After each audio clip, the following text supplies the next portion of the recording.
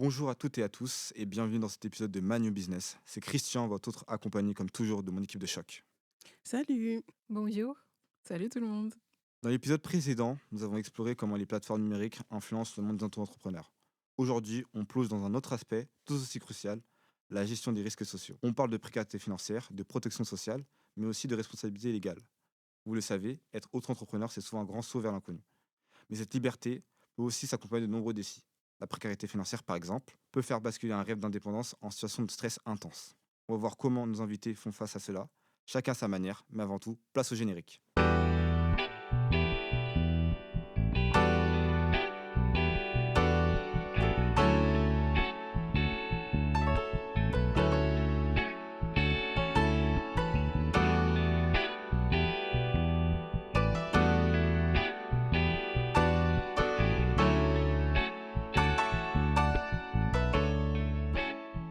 Alors l'auto-entrepreneuriat, c'est un peu le rêve pour beaucoup. Il y a une création d'activités qui est simplifiée, une gestion facile de l'administratif et une fiscalité qui est très avantageuse. L'idée de pouvoir se lancer facilement et rapidement est très séduisante, notamment pour la nouvelle génération, comme Wassim, qui est un jeune de 13 ans, qui a lancé un business de vente de salade de fruits sur les réseaux sociaux. Pourtant, après l'engouement initial, la réalité est souvent bien différente. Ce statut, qui paraît simple au départ, cache en réalité une multitude de défis, notamment une protection sociale quasi inexistante, pas de couverture chômage, pas de congés payés, des revenus souvent irréguliers et surtout une pression constante sur la gestion de ses finances. Alors, l'auto-entrepreneuriat, c'est la liberté ou la précarité? Pour répondre à cette question, nous avons rencontré plusieurs auto-entrepreneurs pour comprendre les risques sociaux auxquels ils sont confrontés. Mais attention, pas question de vous déprimer, on veut aussi vous montrer les stratégies qu'ils déploient pour survivre et réussir même face à l'incertitude. Un des premiers risques qui se profile, c'est la précarité financière, souvent causée par la fluctuation des revenus. En 2024, une enquête de Credoc révèle que 52% des auto-entrepreneurs ont bénéficié d'une aide financière pendant la pandémie. Parmi eux, l'ACRE a été la plus sollicitée, représentant 42% des aides reçues. Mais malgré tout, un grand nombre de ces indépendants se sont retrouvés sans soutien dès que les aides ont pris fin. C'est le cas de Joris, 36 ans, un conseiller en voyage d'urbanisme qui a vécu de près cette situation. J'avais plus aucun revenu, mais j'ai pu bénéficier des aides aux entreprises, puisque j'étais dans un secteur, touché, très directement par les interdictions, par toutes les mesures sanitaires qui nous empêchaient tout simplement de, nous voyager et même, souvent de nous regrouper. Donc, ça a pas été, très problématique grâce à ces aides-là. Mais par contre, après, lorsque donc, les aides, se sont terminées parce que justement les interdictions, les restrictions, c'était plus ou moins terminé et donc, ce qui s'est passé, je c'est que vraisemblablement, j'ai simplement, fonctionné avec mes économies et puis, demander les aides auxquelles je pouvais avoir le droit, même si c'était jamais suffisant et m'en sortir comme ça. C'est une réalité qu'on voit se répéter chez de nombreux auto-entrepreneurs. La fragilité des revenus les pousse souvent à puiser dans leur épargne personnelle pour traverser des périodes de crise. Par exemple, Timéo, monteur de 22 ans, utilise son livret d'épargne populaire pour mettre de côté une petite réserve destinée à ses cotisations sociales. Pour gérer des imprévus déjà, puis par exemple l'argent de mes cotisations, généralement je mets tout sur, mon livret d'épargne populaire. Ouais. Donc c'est mon livret qui rapporte le plus, tu vois? Donc ça entre guillemets, hein, parce que ça rapporte pas énormément de faire ce que je fais, mais ça c'est plus psychologique d'ailleurs, mais ça atténue un peu la douleur. C'est-à-dire que l'argent, que je devrais payer à l'URSSAF, bah, il m'a rapporté, des un peu d'intérêt, le temps sur lequel il était sur le livret. Donc Bien de sûr. fait, les cotisations sont légèrement réduites, mais c'est vraiment homéopathique. Mais ce n'est toujours pas suffisant. Caroline, psychothérapeute de 51 ans, nous a confié qu'au début de son activité, elle n'avait aucun revenu.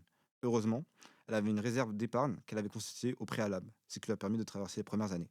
Ah bah, c'était une activité qui partait de zéro, donc Mmh. j'avais aucun revenu par rapport enfin, qui venait de cette activité, donc heureusement que j'avais, voilà, aujourd'hui, si je devais le refaire, je le ferais en parallèle d'une activité, Oui. fixe. C'est un point crucial, avoir des économies à disposition ou pouvoir compter sur son entourage pour faire la différence entre la survie et l'échec. D'ailleurs, pour certains, l'apport familial est indispensable, comme l'explique Jérémy, réalisateur de films d'entreprise, qui a dû emprunter à ses parents pour financer ses premiers équipements. Mon premier poste d'achat, ça a été un ordinateur, évidemment, pour faire du montage, et une caméra. C'était les deux gros achats qui m'ont coûté quelques milliers d'euros. Et là, effectivement, si j'avais pas eu ma famille, pour le coup, je pense que ça peut être un frein vraiment. Qu'à ton métier, tu peux pas te passer de matériel qui coûte quand même assez cher. Au-delà des aides financières et des économies personnelles, la dépendance aux clients constitue un autre facteur de risque. Jérémy nous parle de la difficulté à maintenir un flux de revenus stable lorsque certains clients ne payent pas leurs factures dans les délais. Ça m'arrive quand même de temps en temps de revenir à un client et dire quand est-ce que vous pensez me payer, parce que moi je vais avoir des charges qui vont tomber là dans X jours, semaines. Donc j'aurais besoin d'un paiement rapide. Comme Jérémy, de nombreux auto-entrepreneurs se retrouvent à devoir courir après les paiements de leurs clients. Ce manque de prévisibilité dans les revenus rend la gestion financière encore plus complexe. Il faut aussi ajouter un autre aspect souvent oublié, l'absence de congés payés. Quand vous êtes indépendant, chaque jour non travaillé signifie des revenus en moins. Geoffroy, un ancien auto-entrepreneur, nous explique comment il a vécu ce stress permanent. Sur la partie revenus, un autre point aussi qui est, je pense qu'on n'imagine pas quand on n'est pas indépendant, c'est que la partie vacances, en fait, on n'est plus jamais vraiment en vacances parce que des vacances, on n'a pas de congés payés quand on est indépendant entrepreneur et du coup, quand on travaille pas, on a zéro revenu. Et souvent l'été, par exemple, on a envie de se faire plaisir, faire des choses, mais c'est la double peine parce que non seulement on n'a pas de revenus, mais en plus tout coûte cher et on dépense beaucoup d'argent. C'est un autre aspect majeur de l'indépendance, la gestion des périodes sans activité. Et parfois, ce manque de prévoyance peut entraîner un stress énorme, comme le souligne Geoffroy. Aujourd'hui, vu que je ne me paye pas de salaire aujourd'hui, c'est quelque chose qui est à à prendre en compte dans son choix. C'est est-ce qu'on est prêt à accepter qu'on n'a pas des revenus fixes. C'est ce que je pensais pas que ce serait aussi dur à accepter, mais de ne pas savoir en fait combien d'argent on aura à la fin du mois. Et c'est dur de prévoir du coup. Donc j'ai la chance d'avoir un peu d'argent de côté, de mes économies d'ancienne vie, mais oui, c'est un stress qui n'est pas très agréable. Tout ça pour dire qu'être auto-entrepreneur, c'est aussi apprendre à vivre avec cette incertitude. Une incertitude qui se matérialise dans les fluctuations des revenus, mais aussi dans les coûts fixes comme la TVA, l'URSSAF ou encore la fameuse CFE, une taxe que les indépendants doivent payer chaque année. Ce n'est pas simple du tout. Même quand l'activité marche bien, les dépenses liées à la gestion d'une entreprise peuvent être un véritable fardeau. Pour certains, cela peut devenir décourageant, et c'est là qu'un réseau solide d'entourage ou un bon soutien financier devient essentiel pour ne pas sombrer dans la précarité. Ces difficultés sont d'autant plus criantes quand on regarde les statistiques récentes. En effet, selon toujours cette enquête du Crédoc publiée en 2024, près de 43% des auto-entrepreneurs évoquent le besoin d'élargir leur réseau de clientèle pour développer leur activité. Et plus de la moitié d'entre eux se tournent vers des solutions comme la diminution des charges sociales et fiscales ou un soutien financier pour alléger leurs contraintes économiques. Mais ce n'est pas tout. Un cinquième des auto-entrepreneurs ont dû cesser leur activité entrepreneuriale depuis 2023. Et ce, pour plusieurs raisons, souvent liées à la non-viabilité de l'entreprise ou un retour à l'emploi salarié. En fait, la cessation d'activité est particulièrement élevée chez les jeunes de moins de 25 ans, les commerçants ou ceux qui cumulent un emploi salarié avec leur activité. Ainsi, bien que des aides existent, celles-ci sont mobilisables qu'à un moment donné de la vie de l'entrepreneur, à savoir le lancement, mais pas une fois que l'activité est lancée. Par ailleurs, en parlant des risques auxquels sont exposés les auto-entrepreneurs, la question de la couverture sociale représente un enjeu majeur. Le statut d'auto-entrepreneur attire des millions de travailleurs grâce à des avantages comme des démarches administratives simplifiées, la possibilité de cumuler avec un autre statut et un faible besoin en capital de départ. De plus, le calcul des charges sociales reste relativement simple, ce qui est un véritable atout. Toutefois, cette simplicité cachée des complexités en matière de protection sociale, ce qui suscite des préoccupations croissantes, comme le soulignent les résultats de l'enquête du Crédoc publiée en 2024. Alors la partie retraite, la partie cotisation, ça se fait assez facilement au moment de la déclaration, des déclarations donc, trimestrielles que je fais. Pour la partie mutuelle, disons que moi, je ne l'ai pas fait, mais que si j'avais continué à fond dans ce statut, je l'aurais fait. Et ça aussi, c'est quelque chose il faut prendre du temps en plus pour régler ce genre de choses, bien comparer les offres sur le marché, tout ça. Et quand tu as un employeur, tu n'as pas forcément le choix, tu as la mutuelle de ton employeur. Là, pareil, tu as la flexibilité, mais du coup, c'est un petit casse-tête en plus qui se rajoute. Après, j'imagine qu'une fois que tu as trouvé, tu es content, ou tu pas content, et voilà. Mais c'est des recherches en plus à faire, quoi. Léo, compositeur et éditeur web, souligne ici la flexibilité du statut d'auto-entrepreneur. Cependant, comme l'indique, cette flexibilité a un prix. Choisir une couverture santé ou optimiser ses cotisations retraite devient une tâche ardue, surtout quand les options sont multiples et que les informations sont parfois insuffisantes. Si les statuts d'auto-entrepreneur permettent de cotiser à la retraite et à la sécurité sociale via un régime simplifié, ces cotisations sont limitées comparées à celles des salariés. En effet, selon l'enquête du Crédoc, la moitié des auto-entrepreneurs déplorent que leurs cotisations sociales soient calculées sur la base de chiffre d'affaires et non du bénéfice, ce qui désavantage une partie d'entre eux. 42% pointent du doigt l'insuffisance de leur couverture sociale et 15% se plaignent des coûts des assurances. Parmi ceux qui critiquent la couverture sociale, on retrouve une surreprésentation de certaines catégories, comme les professions libérales, 55%, et les femmes, 47%. Une partie de ces personnes, comme Jérémy, se retrouve dans une situation où l'on se demande pourquoi certains ne sont pas protégés. Effectivement, comme le montrent les témoignages des auto-entrepreneurs, beaucoup n'ont pas de complémentaire santé, soit par manque de moyens, soit parce qu'ils ne savent pas à qui s'adresser ou quelle offre choisir. Les cotisations sont trop coûteuses pour certains, ou ils estiment ne pas en avoir besoin. Il y a aussi un manque d'informations sur les options disponibles, et cela conduit à une situation où de nombreux auto-entrepreneurs se retrouvent sans une couverture suffisante. C'est vrai qu'elle est largement meilleure. Enfin, ça, c'est un des défauts aussi du statut, c'est qu'elle est très minime, quoi. Là, par exemple, comme j'avais mon hernie pendant un long moment, j'ai eu des périodes d'arrêt de travail, et en gros, j'avais 900 € net par mois. Donc, c'est vrai que c'est plus bon que les SMIC, quoi. Donc, heureusement que j'avais mon livret, etc.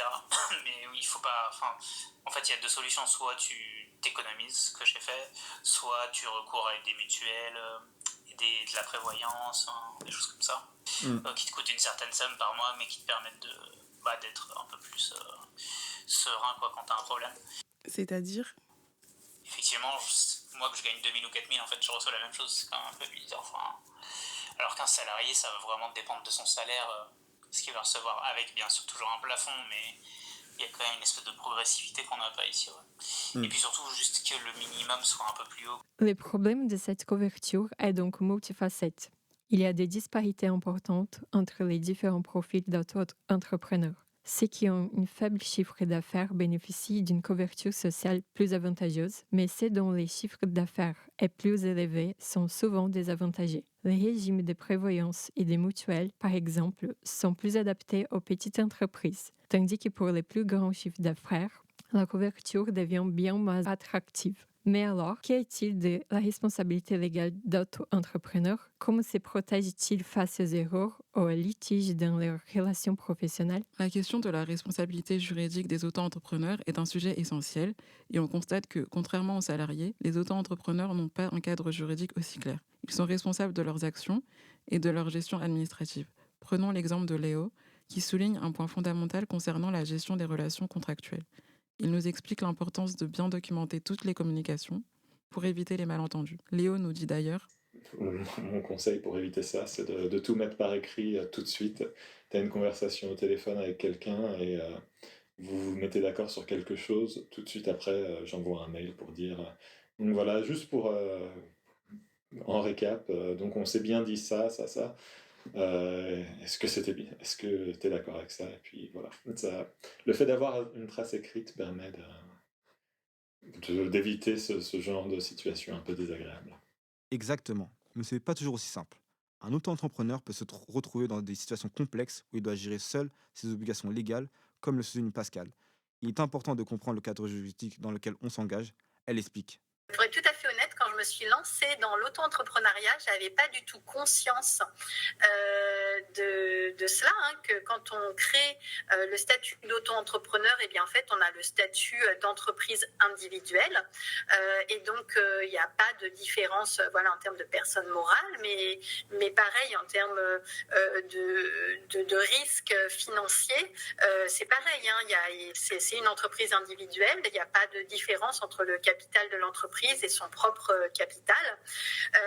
Donc, ça, c'est quelque chose où je me suis dit, mais comment Pascal, tu as pu te découvrir ça si tard? C'est un point crucial. Beaucoup d'auto-entrepreneurs comme Jérémy, par exemple, ne savent pas forcément qu'ils sont personnellement responsables de leurs actes. Cependant, Jérémy nous montre qu'il y a aussi des situations où la responsabilité peut être partagée. Il l'explique.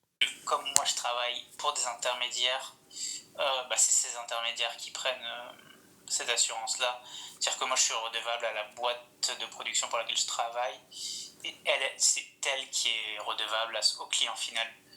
Du coup, au final, même si moi ça aura forcément des conséquences si c'est moi qui ai filmé et que ça s'est mal passé, disons que les vraies conséquences qu'il peut y avoir au niveau juridique, etc., ne me concerneront pas. Moi, ça va juste être, en gros, je te reprendrai pas, voilà, ça va être ça. Effectivement, la responsabilité personnelle reste un aspect clé du statut d'auto-entrepreneur.